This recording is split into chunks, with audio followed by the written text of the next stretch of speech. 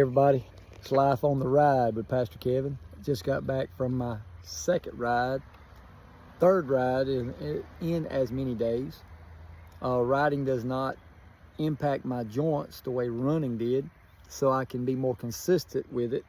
Even though running was something I could do every other day, this is something I do every day. With my running, my heart rate for my lifetime has been a running pace of about heart rate of about 150 to 158, somewhere in that range, beats per minute.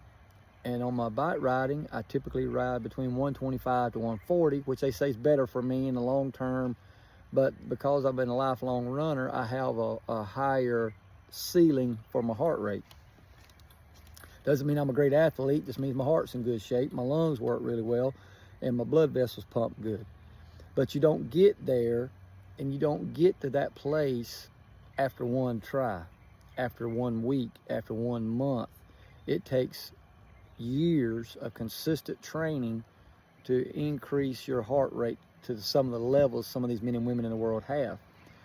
Just being consistent 3 days a week will have you feeling differently in a month. Most people train till they're sore and train no more. Most people will not go beyond the discomfort that their body is experiencing going through the change necessary to get where they want to go.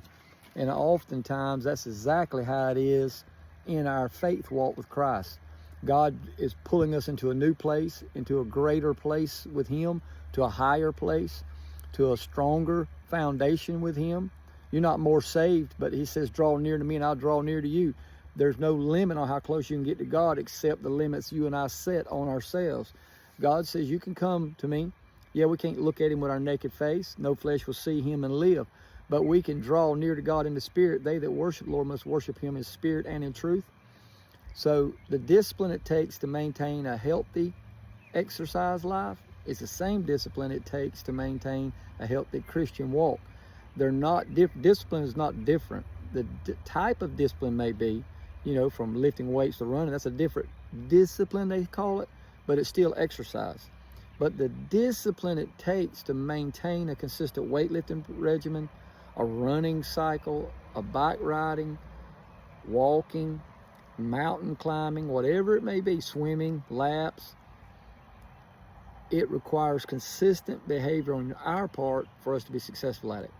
Everything we're good at is because we've done it more than once. It's because we're good at it because we've worked out our failures, that we're consistent in our good actions and we're not consistent anymore in our negative actions.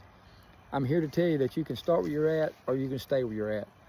Life is not set by how much exercise I do, but the exercise, the discipline to bring your body under subjection will affect every area of your life. If you succumb to I don't know why I keep saying it, but if you succumb to the quart of ice cream calling you out of the freezer 3 nights a week and you can't seem to slow it down, every doctor everywhere will tell you you're digging your own grave with a spoon. That's harsh.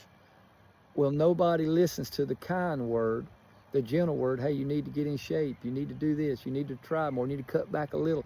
I'm not asking you to make wholesale changes, but I am coming before you tonight under the guidance of the Lord that some of us would live a lot healthier, a lot longer lives and have a lot more availability to the church, to the Lord, and to our neighbor if we could just push the food back a little bit.